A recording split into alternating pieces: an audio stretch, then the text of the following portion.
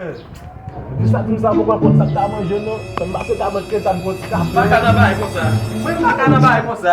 Mbaka nan baye kon sa. Mbaka nan baye kon sa. Non mbaka nan baye kon sa. Voici même tout mbaka nan baye kon sa. Madame neve sou madame mwen voici. Tout mbaka nan baye kon sa.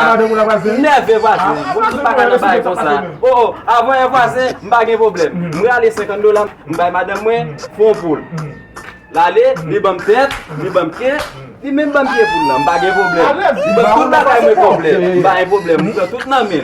On ça fait encore passer. Matin encore, me lever m'bal même $50 encore. L'aller, lâche ton code encore. Li aller, li prickli, li bam tête, li bam pied, li bam zèle. Li bam tout ça problème. Avec ça c'est bon femme voisin. Mais bon côté voisin, ça sont mauvais femme voisin. Pas ka ba $50 matin encore ou aller, ou acheter ton poisson, ou faire cuit poisson, ou bam tête, ou bam zèle, ou bam pied poisson, peut-être pied.